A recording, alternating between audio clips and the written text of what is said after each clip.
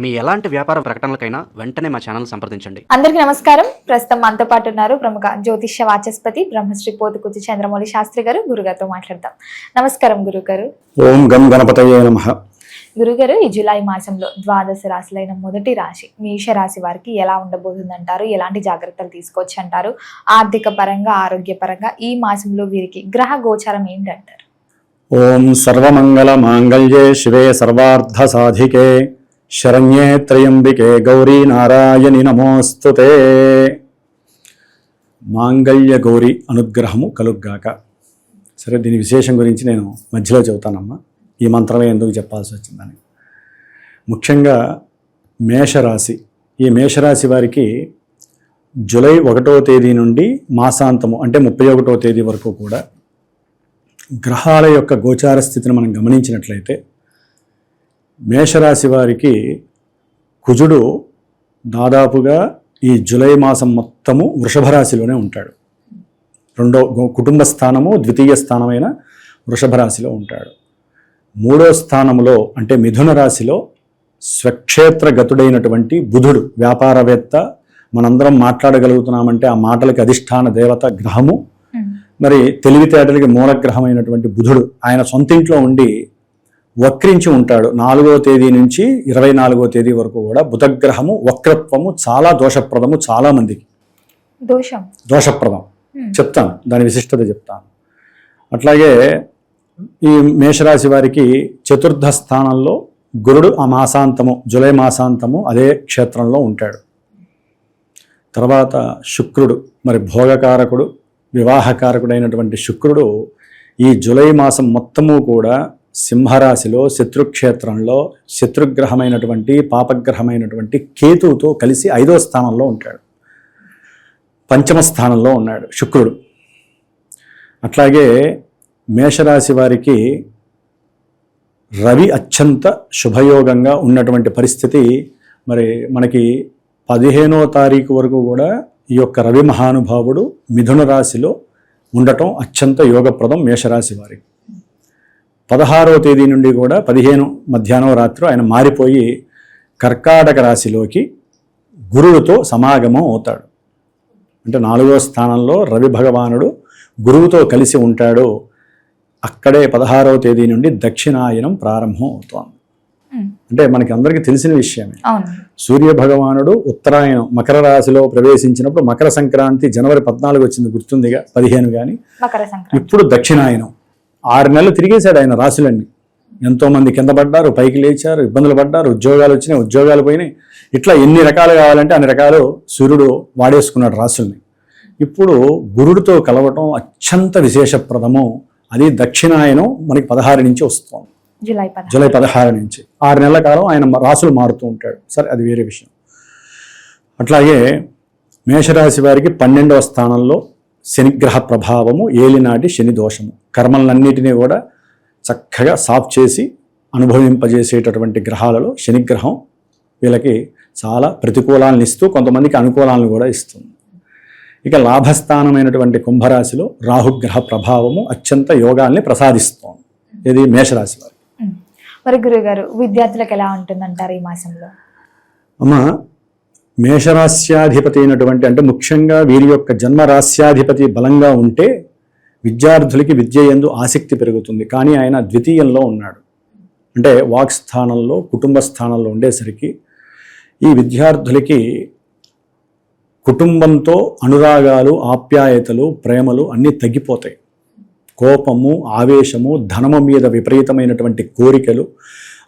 కొంతమంది ఒక వయసు దాటినటువంటి విద్యార్థులకి స్త్రీల యందు వ్యామోహము పెరిగిపోయి విద్యార్థులకి ఒక వయసు దాటిన తర్వాత ఈ కుజగ్రహ ప్రభావం వల్ల చెబుతున్నానమ్మా, ఈ నెల రోజులు వాళ్ళకి ఎన్నో ఫ్లక్చువేషన్స్ జరుగుతాయి. 2వ స్థానం కోరికల స్థానం. ఆ కోరిక వలన ఏమవుతుందంటే ఆవేశం, కామ, క్రోధ అంటారు కదా, లోభమోహ అవన్నీ వదిలేసేయండి. ఇప్పుడు ఆ కోపము, ఆవేశంతో కొంతమందికి అయితే కనుక విద్యార్థులు కుటుంబానికి దూరం అయ్యే అవకాశం, వారికి ఉన్నటువంటి ఆలోచన శక్తి కానీ ప్రతిభ కానీ తగ్గిపోయే పరిస్థితి. అయితే ఇక్కడ ఇంకో విశేషం ఏంటంటే అమ్మ, గురుగ్రహము 4థంలో ఉండటం ద్వారా వీరు గనక సరిగ్గా దైవారాధనని, ఈశ్వరాభిషేకాదుల్ని గనక ఆచరించినట్లయితే కాస్త చదువులో ముందుకు వెళ్ళడానికి గురుడు ఉపకరిస్తాడు. కానీ యాక్చువల్లీ గురుడు కూడా వీరికి ఈ నెలలో శని నక్షత్రంలో ఉండి శనిచ్చే ఫలితాలే గురుడు ఇస్తాడు కాబట్టి వారు అనుకున్నటువంటి విద్యాభ్యాసంలో ముందుకు వెళ్ళటం కష్టసాధ్యంగా మనం భావించాలి. గురుడు 4లో ఉండటము దోషమే.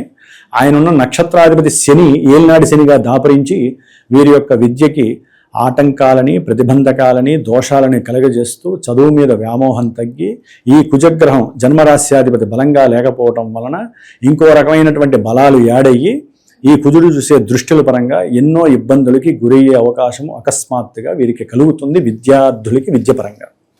మరి గురువుగారు, ఉద్యోగ వ్యవస్థలో ఉన్న వారికి ఎలా ఉంటుందంటారు? నిరుద్యోగుల పరిస్థితి కూడా ఏంటంటారు? జాబ్ ట్రయల్స్ చేస్తూ ఉంటారు కదా, ఉద్యోగ అవకాశాలు దక్కే అవకాశం ఏదైనా ఉందంటారా ఈ మాసంలో?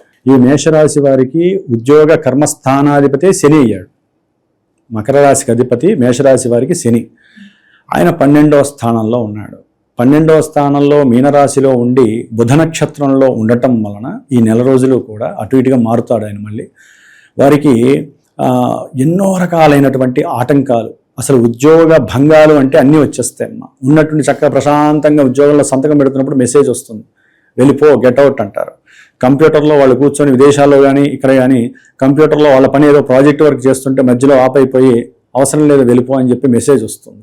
దాన్నే మనం ఇంగ్లీష్ భాషలో లే ఆఫ్ అని చక్కగా అందంగా చెప్పుకుంటున్నారు. మాకు లే ఆఫ్ వచ్చింది గురువు గారు, మరి మళ్ళీ ఉద్యోగం ఎప్పుడు వస్తుంది? మా జాతకంలో అసలు మళ్ళీ యోగం ఉందే, ఎందుకు పోయింది, మళ్ళీ ఎప్పుడు వస్తుంది? ఈ పోయిన కాలంలో మేము ఏదైనా దోష పరిహారాలు చేసుకోవాలా అని ఆల్రెడీ శని ప్రభావం అనుభవిస్తున్న వాళ్ళు నాకు ఫోన్లు వస్తూనే ఉంటాయమ్మా. జ్యోతిష్య పరిజ్ఞానంతో వాళ్ళు తెలుసుకుంటున్నారు, దాని తగ్గ రెమెడీస్ చేసుకొని చక్కగా వృద్ధిలోకి వచ్చిన వాళ్ళు, గమ్యాన్ని మార్చుకున్న వాళ్ళు చాలామంది ఉంటారు. మరి ఈ శని యొక్క దృష్టి కుజుడు మీద పడుతోంది. అంటే ఈ కర్మస్థానాధిపతి 12లో ఉండటమే దుర్యోగం అయితే, ఆయన 12వ స్థానంలో ఉండి రాస్యాధిపతి అయినటువంటి కుజుడిని తృతీయ దృష్టి చూడటం వలన స్వయంకృతంగా వీరంతట వీరే ఎన్నో అపరాధాలు చేసి వాక్కు దోషం వలన వాళ్ళకన్నా పెద్ద అధికారులతో సరిగ్గా బిహేవ్ చేయటం, ముఖ్యంగా వీరికన్నా పెద్ద అధికారులు స్త్రీలు కనుక ఉన్నట్లయితే ఆ స్త్రీల పట్ల సరిగ్గా వీరు కనుక వ్యవహరించకపోయినా అలాంటి యోగాలు కలుగుతున్నాయి, దుర్యోగాలు కలుగుతున్నాయి.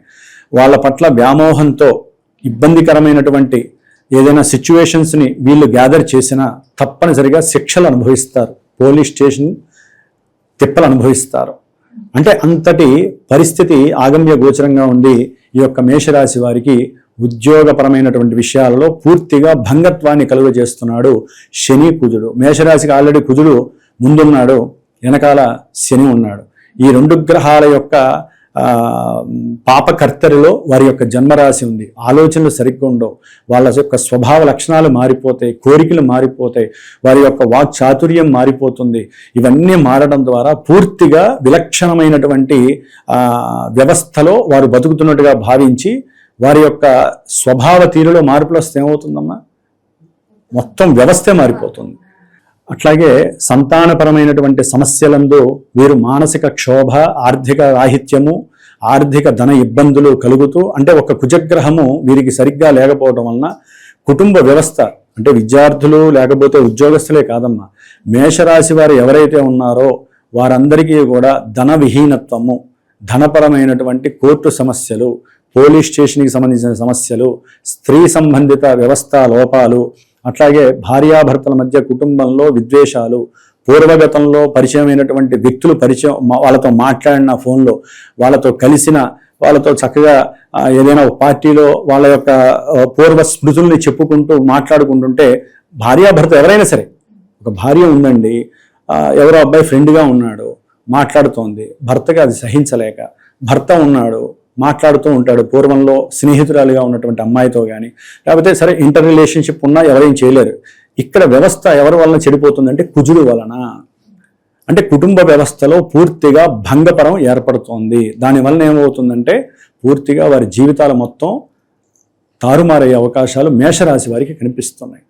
ముఖ్యంగా వీరి యొక్క ఆలోచనలు కూడా శుక్రుణ్ణి చూడటము, కేతువుని చూడటం, వీరి జాతకంలో పంచమంలో శుక్రకేతువుల్ని కుజుడు చూడటం ద్వారా వీరికి తన మన అనేటటువంటి భేదాలు లేకుండా స్త్రీల పట్ల చాలామంది వాళ్ళ జాతకాల్లో కనుక దుర్యోగాలు దురవస్థలకు సంబంధించినటువంటి ఏదైనా దశలు అంతర్దశలు జరుగుతున్నాయనుకోండి, వీళ్ళని రక్షించడం ఎవరి వలన కాదు. ఎందుకంటే వీళ్ళ యొక్క ఆలోచనలు మొత్తం వినాశనాన్ని సూచిస్తున్నాయి. ప్రజెంట్ కుజగ్రహం వలన ఈ మాసం మొత్తం ఆల్రెడీ 20వ తారీఖు నుంచే స్టార్ట్ అయింది. అందులో కుజుడు రోహిణీ నక్షత్రంలో ఉండి మళ్ళీ సొంత నక్షత్రంలో ఈ నెల రోజులు ఉంటాడు కదా, విపరీతమైనటువంటి ధోరణులు. కాబట్టి చాలా జాగ్రత్తగా ఉండాల్సినటువంటి ఆవశ్యకత ఉంది. ముఖ్యంగా ఈ యొక్క మేషరాశి వారికి బుధుడు 3వ స్థానంలో ఉండి వక్రత్వం చెందటం ద్వారా బంధువులకి వీరికి పూర్తిగా ఎడబాట్లు కలగడానికి అవకాశం, చికాకులు గొడవలు విపరీతంగా. అట్లాగే వీళ్ళకి ఇల్లు మారేటటువంటి అవకాశం, గృహము మార్పు, గొడవల వలన గృహము మార్పు, అట్లాగే బంధువులతో విరోధత్వము, కమ్యూనికేషన్ పూర్తిగా నిశ్శబ్దం అయిపోయే పరిస్థితి. వీరు వ్యాపారం, ముఖ్యంగా వ్యాపారస్తులకి బుధుడు కారకడమ్మ. ఈ బుధగ్రహము వక్రత్వం చెందినప్పుడు ఇబ్బందులు పడే వాళ్ళల్లో ఎవరయ్యా ఎక్కువ అంటే వ్యాపారస్తులు. తెలివితేటలు, బుద్ధి, వ్యాపారస్తులు పూర్తిగా ఇట్లా ఇబ్బందులు పడే పరిస్థితి మేషరాశి వారికి కనిపిస్తోంది. కమ్యూనికేషన్స్ పూర్తిగా దెబ్బతింటాయి. వ్యాపారానికి సంబంధించినటువంటి కొనుగోళ్లు, అమ్మకాలు, ఈ విషయాలలో పూర్తిగా వారు డైనమాలో పడిపోయి అసలు ఏం అమ్ముతున్నారో తెలియట్లేదు, ఎవరితో ఏం మాట్లాడతారో తెలియదు. ఎక్స్పోర్ట్ ఇంపోర్ట్ చేసే వాళ్ళకి పూర్తిగా విహీనత్వం కలిగేటటువంటి పరిస్థితి, సౌఖ్యము కోల్పోయేటటువంటి పరిస్థితి కలుగుతోంది. ముఖ్యంగా ప్రేమికులు ఎవరైతే ఉంటారో మేషరాశి, ఆ ప్రేమకి భంగం కలగటానికి, అట్లాగే ప్రేమకి సంబంధించినటువంటి వ్యవహారాలలో కుటుంబంలో విపరీతమైనటువంటి ఇబ్బందులు, విభేదాలు కలిగే అవకాశము. ఎందుకంటే ఇక్కడ రవిగురులు 4వ స్థానంలో కలవటం వలన ఇందాక విద్యార్థులకి కొంతవరకు పర్వాలేదమ్మా, కానీ ఇప్పుడు పూర్తిగా ఇబ్బందులు కలిగేటటువంటి పరిస్థితి కలుగుతోంది రవిగురులు కలిసి ఉండటం ద్వారా. అట్లాగే భూ సంబంధిత, గృహ సంబంధిత, లేకపోతే ల్యాండ్స్కి సంబంధించిన విషయాలు ఏవైతే ఉన్నాయో వాటి పరంగా పూర్తిగా కష్టాలు, నష్టాలు వారిని ఆవహించబోతున్నాయి.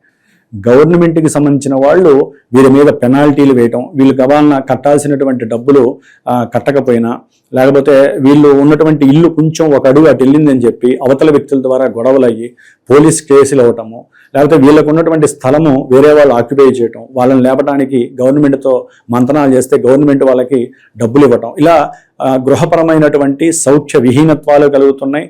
వాహనపరమైనటువంటి కొన్ని సమస్యలు కలుగుతున్నాయి. సంతానపరంగా పూర్తిగా అప్రతిష్ట పాలయ్యేటటువంటి పరిస్థితి మేషరాశి వారికి కలుగుతోంది.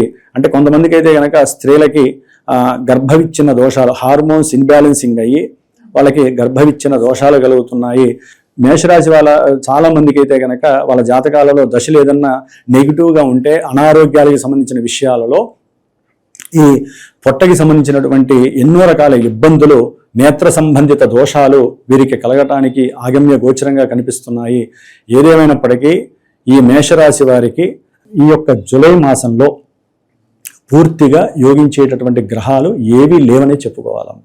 గురుగారు మొత్తం మీద అన్ని అనలైజ్ చేశారు కాబట్టి ఈ జూలై మాసంలో ప్రథమార్థం బాగుంటుందంటారా, అమావాస్య తర్వాత ద్వితీయార్థం బాగుంటుందంటారా? ఉన్నంతలో 15వ తారీఖు వరకు, జూలై 15 వరకు సూర్యగ్రహ బలము వీరిని అన్ని విధాలా కాపాడుతుందమ్మా, అన్ని విధాలా కాపాడుతుంది. ఆలోచనలు, బుద్ధి, వాక్కు, తెలివితేటలు, వ్యాపారంలో నైపుణ్యం సాధించటం, ఉద్యోగ అవకాశాల కోసం పరితపించటం, వాటి గురించి వాళ్ళు ఉద్యోగాలకి మంచి అవకాశాలు రావటం, ఉద్యోగాల్లో బంధువులతో, మిత్రులతో విందులు, వినోదాల్లో, పార్టీల్లో పాల్గొనటం ఉన్నాయి కదా. గృహప్రవేశాలు, ఏవో ముహూర్తాలు, మంచి ముహూర్తాలు ఉన్నాయి జూలై మాసంలో.